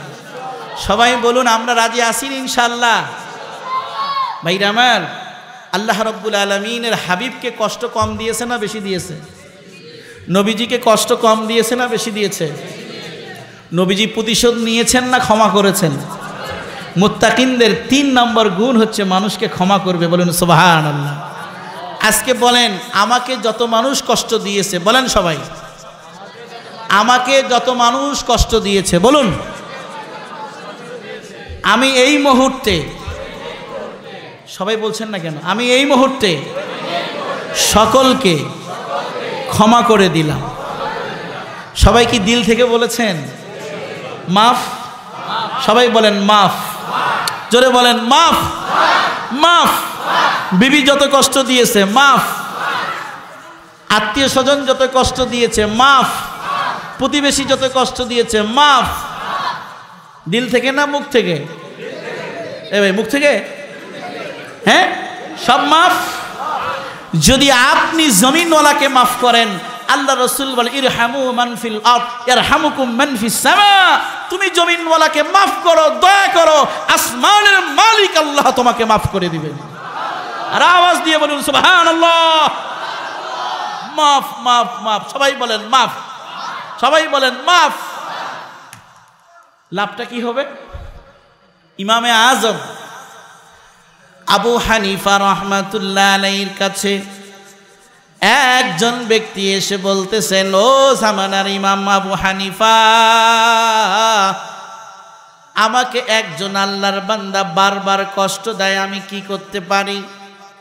ইমামে আজম, আপনার আমার মাযহাবের ইমাম, ইমামুদ দুনিয়া আল ইমামুল আযম নোমান ইবনু সাবিত আবু হানিফা রাহমাতুল্লাহ আলাইহি বললেন, তুমি তাকে মাফ করে দাও। সুবহানাল্লাহ বলেন।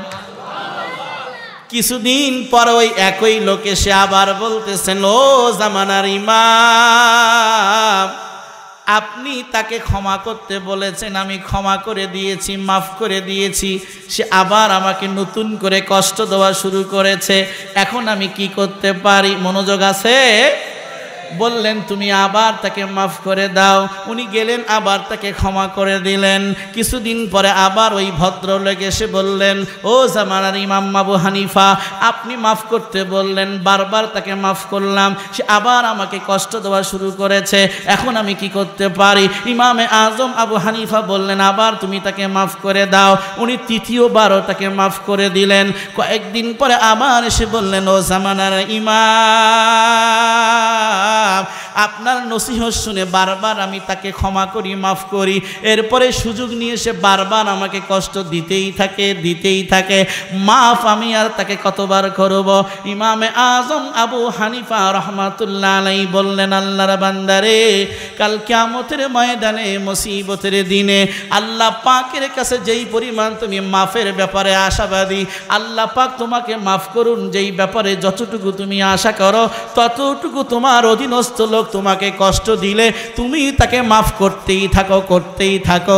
বিনিময়ে কিয়ামতের ময়দানে, মুসিবতের দিনে আল্লাহ রাব্বুল আলামিন তোমার গুনাহগুলিকে গোপন রেখে তোমাকে মাফ করে আল্লাহ জান্নাত দিয়ে দিবেন। ওয়াল কাযিমিনাল গায়যা ওয়াল আফিনা আনিন নাস। আল্লাহু আকবার বলেন। হ্যাঁ যুবক, যত আওয়াজ আছে বলো আল্লাহু আকবার। আল্লাহ পাক বলেন, মুত্তাকিনদের এক নাম্বার গুণ সচ্ছল উভয় অবস্থায় দান করবে আমি আল্লাহর রাস্তায়। 2 নম্বর রাগকে হজম করে, সংবরণ করে। 3 নম্বর বল আফিনা আনিন নাস, মানুষকে মাফ করে দেয়। আমার আপনার নবী কেমন মাফ করেছেন বাবা, একটি দৃষ্টান্ত দিয়ে আমি বিদায় নিয়ে চলে যাব। একটু গভীর মনোযোগ দিয়ে আমার কথাগুলি শুনবেন বাবা। আপনার আমার নবী সহিহ বুখারী শরীফের হাদিসের মধ্যে আসছে বাবা, সারা দিনের মেহনত করে ফেনায় কাবার মধ্যে আসছেন। ফেনায় কাবার মধ্যে এসে নবী আমার যখন নামাজ শুরু করে দিলেন, ওই সময় ও আবু জাহলিন জালিসুন ওয়ালাহু আসহাবুন জুলুস। আল্লাহর নবীর হাদিসের মধ্যে এসেছে, আবু জাহাল নবীর পাশে বসে আছে। আল্লাহর নবীর পাশে কে বসা? আবু জেহেল। আবু জেহেলের আরো সাঙ্গপাঙ্গরা দল বল নিয়ে সেখানে বসে আছে। নবী আমার নামাজে দাঁড়িয়ে গেলেন। In the meantime Abu Jahl বলে উঠল, মাইয়াজি মিনকুম বিসালা জাজুরি আলি ফুলান, তোমাদের মধ্যে কি এমন কেহ আছেনি যে অমুক গোত্রের উটের নারী ভুঁড়িগুলি নিয়ে আসবে। আর দিনের নবী ইসলামের নবী মোহাম্মদ যখন নাকি নামাজে সেজদায় চলে যাবে, ওই মুহূর্তে নবীর কাঁধের উপর পিঠের উপর উটের নারী ভুঁড়িগুলি চেপে দিবে। নাউজুবিল্লাহ। ভাই দিল থেকে বলেন, আপনার আমার নবীর চেয়ে প্রিয় কোনো মানুষ আছে? সবাই বলেন আছে। আছে? আল্লাহর পরে নবীর চেয়ে প্রিয় কেউ আছে? বুখারী শরীফের বর্ণনা বাবা, এই আবু জাহাল বদমায়েশটা এলান করে দিল, মাইয়াজি মিনকুম বিসালা জাজুরি আলি ফুলান, কেহ কি আছে অমুক গোত্রে গিয়া তাদের উটের নারী ভুঁড়িগুলি এনে মোহাম্মদের পিঠির উপর দিবে। অন্য বর্ণনায় এসেছে বিদ্দামি ওয়ার রাউসি, উটের রক্তগুলি গোবরগুলি পায়খানাগুলি নিয়ে আসবে। নাউজুবিল্লাহ বলেন। উটের নারী ভুঁড়িগুলি নিয়ে এসে মোহাম্মদের কাঁধের উপর চেপে দিবে। বদতমিজ একজন নাম হলো উকবা ইবনে আবি মুঈদ, বুখারীর রওয়ায়াত বাবা। উকবা ইবনে আবি মুঈদ দাঁড়িয়ে গেল, সে চলে গেল, উটের নারী ভুঁড়ি গোবর আর রক্তগুলো নিয়ে আসছে বাবা। এত পরিমাণ রক্ত আর উটের নারী ভুঁড়ি। বুখারীর বর্ণনা প্রমাণ করেছে, নবী আমার একাকী যখন নাকি সেজদায় চলে গেছে, আল্লাহর নবীর কাঁধের উপর পিঠ মোবারকের উপর, যেই কাঁধের উপর নবীজির মহরে নবুয়ত ছিল বাবা, মহরে নবুয়তের সিলমোহর ছিল, ওই মহরে নবুয়তের উপর কাঁধের উপর উটের নারী ভুঁড়িগুলি এমনভাবে চেপে দিয়েছে, এমনভাবে রেখে দিয়েছে, নবী আমার মাথাটা উঠাইতে পারেন না, নবী আমার চেহারাটা উঠাইতে পারেন না। আমার বড় আফসোস, আমার যেই নবীকে সেজদা থেকে কাফেররা মাথা উত্তোলন করতে দেয় না বাবা, আমার যেই নবীকে নামাজ পড়তে দেয় না বাবা, আমার যেই নবী সেজদায় থাকা অবস্থায় উটের নারী ভুঁড়িগুলি দিয়েছে, নবীজির শ্বাস যেন রুদ্ধ হয়ে যায়। আমরা সেই মুসলমান ফজরের নামাজ না পড়ে ঘুমায়, সেই যুবক মুসলমান নবীর উম্মত নামাজ পড়ে না, এমন মুসলমান আছে না নাই? শুধু দাবি করে আমাদের এলাকার মাহফিলে অনেক লোক হয়েছে, একজনও বলে না আমাদের এলাকার মাহফিল থেকে নতুন 10 জন যুবক নামাজ শুরু করে দিয়েছে। তাই আমি এই আলোচনাটা শেষ করার আগে একটু জানতে চাই, ও যুবক ভাই, আপনারা আজকে একটু নিয়ত করেন, আমার নবীকে সেজদা অবস্থায় কাফেররা উটের নারী ভুঁড়ি মাথার উপর কাঁধের উপর চাপিয়ে দিয়েছে, আমরা প্রতিশোধমূলক নিয়ত করি, সেই নবীর কষ্টের দিনের নামাজ আমরা আর ছাড়ব না। কার কার নিয়ত আছে হাত তুলে আল্লাহকে দেখার। লিল্লাহে তাকবীর। হাত নামান। নামাজ ছাড়বেন? ভাই বলেন, জামাত ছাড়বেন? নামাজ ছাড়বেন? নবী আমার মাথা উঠাইতে পারে না। ফাতেমাতুজ জোহরা রাদিয়াল্লাহু তাআলা আনহা দৌড়তে বেগে এসে উটের নারী ভুঁড়িগুলি সরিয়ে দিয়েছে, এরপরে নবীজি মাথা উত্তোলন করেছে বাবা। অন্য বর্ণনার মধ্যে এসেছে বুখারী শরীফের 4815 নম্বর হাদিস বাবা।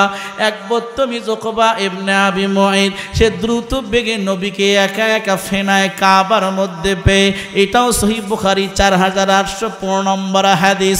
সে দূর থেকে এসে নবীজিকে একা পেয়ে, নবীজি নামাজ পড়তেছিলেন, এই অবস্থায় নবীজির গলার মধ্যে ফাঁসি দিয়েছে।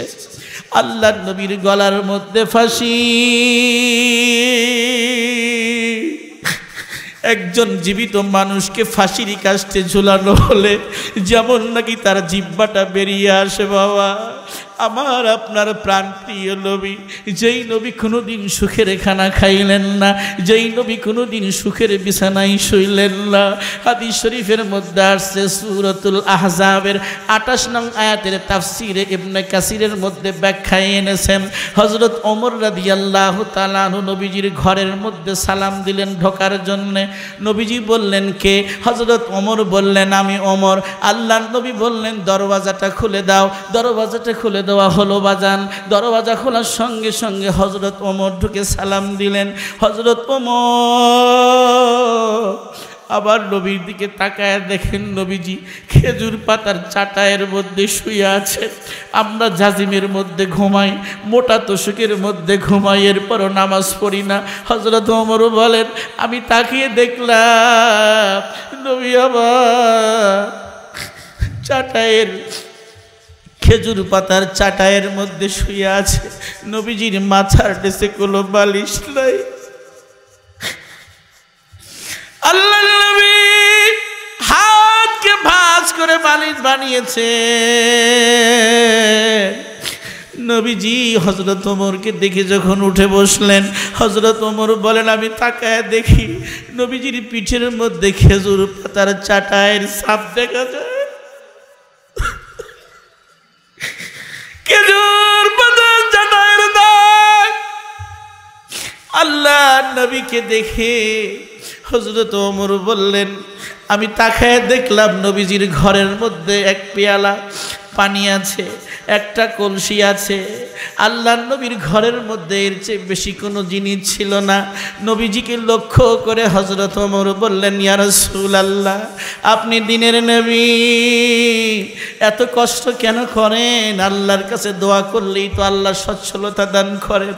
নবী আমার চোখের পানি ছেড়ে দিয়ে বললেন ওমর রে, এই দুনিয়া আমাদের শান্তির জায়গা না, কাফেরদের জন্য শান্তির জায়গা। আমাদের সকল নিয়ামত আল্লাহ জান্নাতে তৈরি করে রেখেছে। আমার আপনার নবী সেই উকবা ইবনে আবি মুঈত যখন ফাঁসি দিয়েছে বাবা, সেই নবীর জিহ্বাটা বেরিয়ে গেছে। নবীজি কান্না করছেন, চোখের পানি ছেড়ে দিয়েছেন। নবী আমার কথা বলতে পারেন না। এই সংবাদ যখন আবু বকর সিদ্দিক পেয়েছে, দ্রুত বেগে এসে উকবা ইবনে আবি মুঈতকে অন্য লোকদেরকে সরিয়ে দিয়ে আল্লাহর নবীকে নিজে কোলের মধ্যে নিয়ে নিলেন, জড়িয়ে ধরলেন। আল্লাহু আকবার বলেন, সবাই বলেন আল্লাহু আকবার। নবীকে হযরত আবু বকর সিদ্দিক জড়িয়ে ধরে বললেন একটি কথা আল্লাহর কোরআন কোট করে দিয়েছে বাবা, আতাকতুলুনা রাজুলান আইয়াকুলা রাব্বি আল্লাহ। আল্লাহু আকবার। এই উকবা ইবনে আবি মুঈত, তোমরা কি এমন একজন ব্যক্তিকে হত্যা করতে চাও কেবলমাত্র এতটুকু অপরাধ থাকার কারণে? আইয়াকুলা রাব্বি আল্লাহ, যেই নবী বলে আমাদের রব হলেন একজন, তিনি কে? জোরে বলেন কে? وقد جاءكم بالبينات من ربكم, যিনি তোমাদের কাছে সুস্পষ্ট দলিল নিয়ে এসেছেন, এই কারণে কি তাকে শেষ করে দিতে চাও বাবা? বুখারী শরীফের অন্য হাদিসের মধ্যে আসছে ফাতেমাতুজ জোহরা রাদিয়াল্লাহু তাআলা আনহা একদিন ঘর থেকে বের হলেন, বের হয়ে দেখেন নবীজির চেহারাটা আনারের মতো লাল, নবীজির চোখটা লাল, নবীজির চেহারাটা এলোমেলো হয়ে গেছে, চুলগুলো উস্কো খুস্কো এলোমেলো, আল্লাহর নবীর জামাটা ছেঁড়া। ফাতেমাতুজ জোহরা রাদিয়াল্লাহু তাআলা আনহা বললেন আব্বা আখলাউ লাকা সিয়াবুক সাউবুক, আব্বাজান কাফেররা আপনার জামা কাপড় ছিঁড়ে ফেলেছে, কাফেররা আপনাকে মেরেছে, আপনার চেহারাটা লাল। ফাতেমার চোখে পানি, ফাতেমার চোখে পানি দেখে নবীজি হাসতে শুরু করলেন। নবীজি বললেন মা ইবুকি কি ইয়া ফাতেমা, ও ফাতেমা কোন জিনিস তোমাকে কাঁদায়? বললেন আব্বা কাফেররা আপনাকে মেরে রক্তাক্ত করেছে, চেহারাটা রক্তিম বর্ণ করে ফেলেছে, আমি কাঁদবো না, আপনার জামাটা পর্যন্ত কাফেররা ছিঁড়ে ফেলেছে। আল্লাহর নবী ফাতেমার চোখের পানি দেখে নবীজি হাসতেছেন আর বলতেছেন ফাতেমা তুমি কেঁদো না, কেঁদো না, কেঁদো না, ওরা আমাকে চেনে না তাই তো আমাকে মেরেছে। এমন একটা দিন আসবে এই জমিনের বুকে এমন কোনো কাঁচা পাকা তৃণলতার ঘর বাকি থাকবে না যেই ঘরে তোমার বাবার এই কষ্টের দিন আল্লাহ পৌঁছিয়ে না দিবে। সুবহানাল্লাহ। নবী আমার মাফ করে দিয়েছেন, নবীজি ক্ষমা করে দিয়েছেন, আর ক্ষমা করার বদৌলতে আল্লাহ রাব্বুল আলামিন আমাদের পর্যন্ত দ্বীন ইসলামকে পৌঁছিয়ে দিয়েছেন। জোরে বলেন ঠিক না বেটে? এই জন্য মুত্তাকিনদের কয়টি গুণের কথা বলতেছিলাম? 4। 1 নাম্বার সচ্ছল অসচ্ছল অবস্থায় দান করব কার রাস্তায়? 2 নম্বর গোশাকে হজম করব কার জন্যে? 3 নম্বর মানুষদেরকে ক্ষমা করে দেব। 4 নম্বর আল্লাহ তাআলা বলেন ওয়াল্লাযীনা ইযা ফাআলু ফাহিশাতান আও যালামু আনফুসাহুম যাকারুল্লাহ, যখন কোনো অন্যায় হয়ে যায়, গুনাহ হয়ে যায়, তখন সাথে সাথে আল্লাহকে তারা স্মরণ করে, তওবা করে, ইস্তেগফার করে, আল্লাহর কাছে মাপ চায়। আর মাপ চাওয়ার সাথে সাথে এ কথা মনে প্রাণে লালন করে, বিশ্বাস করে যে আমার রব ছাড়া আমাদের গুনাহ মাফ করনে ওয়ালা দ্বিতীয় আর কেহ নেই। জোরে বলেন ঠিক না ঠিক? তাহলে মুত্তাকির 4 নাম্বার গুণ হচ্ছে গুনাহ হয়ে যাওয়ার সাথে সাথে মাপ চাই কার কাছে? আল্লাহর কাছে। অনেক গুনাহ অহরহ আমাদের দ্বারা হয়ে যায়। গুনাহ সমূহের মধ্য থেকে একটি গুনার রাত হচ্ছে 31st নাইট। ঠিক না ঠিক? জোরে বলেন ঠিক না ঠিক? কবে যেন 31শে ডিসেম্বর কবে? হ্যাঁ, 31st নাইট। আর কয় মিনিট আছে দেখেন তো? হ্যাঁ, কয় মিনিট? হ্যাঁ, সম্মানিত হাজিরিন, আজ এই সকল কুসংস্কারের মধ্যে নিমজ্জিত হওয়ার কারণে যুবকরা জাহান্নামের দিকে প্রতিযোগিতার সাথে যাচ্ছে। জোরে বলেন ঠিক না ঠিক? আমার কথা শেষের দিকে সবাইকে একটু আওয়াজ দিতে হবে। এই 31st নাইট এটি মুসলিমদের কালচার না, এটি হচ্ছে খ্রিস্ট ধর্মের পূর্বে রোমান যারা ছিল তাদের আকীদা বিশ্বাস ছিল। কি? আপনি গুগলে সার্চ দিবেন, দিলেই চলে আসবে। এই রোমানদের একটি দেবতা ছিল, এর নাম জানুস। কি নাম? সবাই বলুন তো কি নাম? আপনি এখন উঠে সার্চ দিবেন, JANUS। কি নাম? জানুস। জানুস লিখে সার্চ দিলেই দেখবেন একটি দেবতা চলে আসবে। তার 2টি মুখ, একটি সামনের দিকে আর একটি পেছন দিকে। রাত 12টা বাজার 1 মিনিট আগে, কয় মিনিট আগে? 1-2 মিনিট আগে ওই জানুস দেবতার, এই যুবক ভাইয়েরা তোমরা সজাগ আছো? শুনতেছ? আমলের নিয়তে তো? রাত 12টার 1-2 মিনিট আগে এই জানুস দেবতার পেছনের মুখের কাছে এসে এই রোমানরা, বিধর্মীরা, মুশরিকরা, এরা ওই জানুস দেবতার পেছনের মুখের কাছে এসে বলতো, দেবতা গত 1 বছর আমরা পার করেছি আপনার দয়া এবং কৃপায়। বলুন নাউজুবিল্লাহ। দেবতার করার কোনো ক্ষমতা আছে? আওয়াজ দিতে হবে, আছে? কোন মূর্তির কিছু করার ক্ষমতা আছে? যেই মূর্তির সামনে হালুয়া, রুটি, সিন্নি আর প্রসাদ রাখলে মৌমাছি আর কুকুরে টেনে নিয়ে যায়, কোনো আওয়াজ করার ক্ষমতা থাকে না, সেই মূর্তি আর দেবতার ভালো মন্দ করার কোনো ক্ষমতা আছে? এই আকীদা যদি কেউ পোষণ করে তার ঈমান কি থাকতে পারে? আওয়াজ দাও যুবকরা, থাকতে পারে?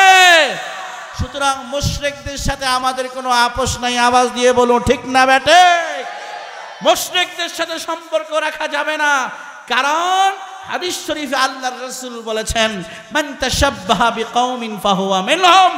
যে যাদের সঙ্গে সাদৃশ্যতা অবলম্বন করবে কিয়ামতের ময়দানে তাদের সাথে তাকে হাসরের ময়দানে উঠানো হবে।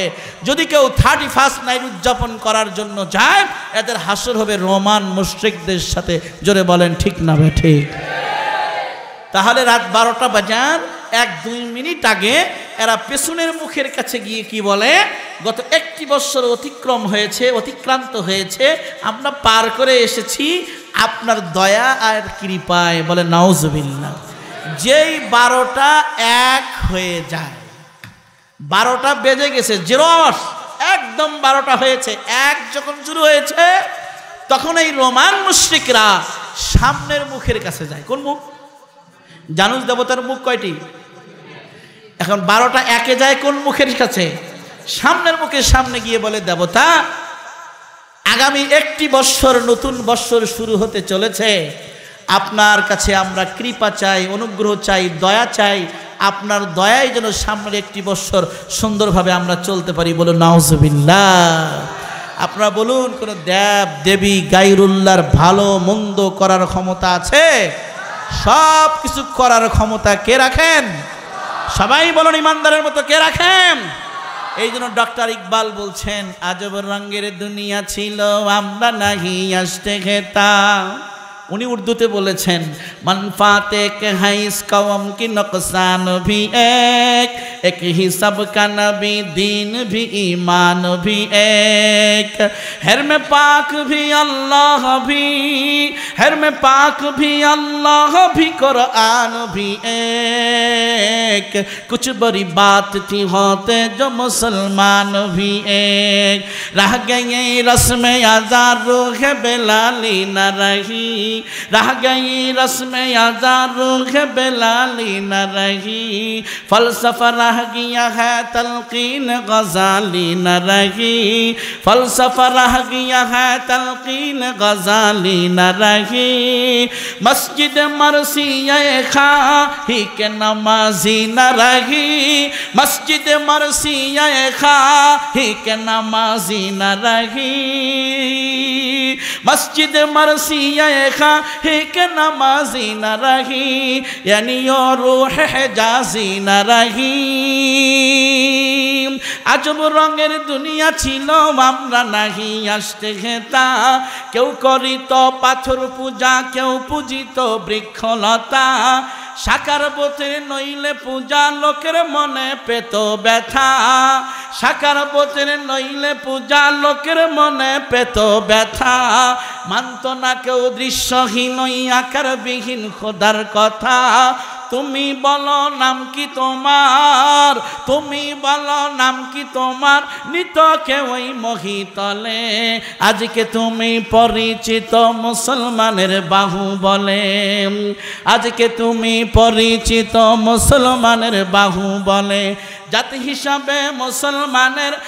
হিসাবে মুসলমানের লব্য ক্ষতি উভয়ে কই নবী বলো ধর্ম বলো ঈমান বলো তাহাও কই নবী বলো ধর্ম বলো ঈমান বলো তাহাও কই কাবা বলো কোরআন বলো কাবা বলো কোরআন বলো আল্লাহ বলো তাহাও কই ঠিক না বে ঠিক বুঝতেছেন ঠিক না বেঠিক কাবা বলো কোরআন বলো কাবা বলো কোরআন বলো আল্লাহ বলো তাহাও কই তবে কি যে কঠিন ছিল তারাও যদি হতো একই তবে কি যে কঠিন ছিল তারাও যদি হতো একই কিন্তু কোথাও যাত্রা বিমান কোথাও আবার দলাদলি এসব কি আর ভবের মাঝে মহান হওয়ার ক্রিয়া বলি আজান দেওয়ার প্রথা আছে আজান দেওয়ার প্রথা আছে নেই বিলালির প্রাণের সারা ফলসফা আর থাকলে কি হয় গাজ্জালির শিক্ষা ছাড়া ঠিক না বেঠি আজ মুসলমান বিভাজনে আমরা বিচ্ছিন্ন হয়ে পড়েছি আজ মুসলমান বিদআতের ব্যাপারে কুসংস্কারের ব্যাপারে আমাদের সকলকে ঐক্যবদ্ধ থাকতে হবে রাজি আছি তো ইনশাআল্লাহ 31st নাইট উদযাপন করা মুসলমানদের জন্য জায়েজ নাই হারাম আওয়াজ দিতে হবে ঠিক না ভাই ঠিক তাহলে আজকে থেকে 31st নাইট গুনাহের মাধ্যমে আমরা উদযাপন করব আওয়াজ দাও যুবক ভাইরা করব আজকের পর থেকে আমরা নিয়ত করি এই সুজাপুর জামে মসজিদ এবং এলাকাবাসীর আশেপাশে কোথাও যেন 31st নাইট উদযাপন করতে গিয়ে বিভিন্ন ধরনের আওয়াজ বাদ্যযন্ত্র গান বাজনা যুবক যুবতী বিভিন্ন ধরনের ছেলে মেয়েরা ব্যাপারদিকের সাথে বেরিয়ে যায় হারাম কাজে লিপ্ত হয়ে যায় এই কাজগুলো আমরা নিজেরাও করব না অন্যদের দ্বারাও করতে দেব না কে কে রাজি আছি দুহাত তুলে আল্লাহকে দেখান আল্লাহ আমাদের প্রত্যেকের হাতগুলিকে কবুল করুন বলুন আল্লাহুম্মা আমিন সম্মানিত হাজিরিন আল্লাহ সুবহানাহু ওয়া তাআলা যে কথাগুলি বলা হয়েছে মুত্তাকিনদের গুণাবলী আমাদের প্রত্যেককে অর্জন করে কবরে যাওয়ার তৌফিক দান করুন আমার কথায় যদি আপনারা কষ্ট পেয়ে থাকেন ক্ষমা সুন্দর দৃষ্টিতে দেখবেন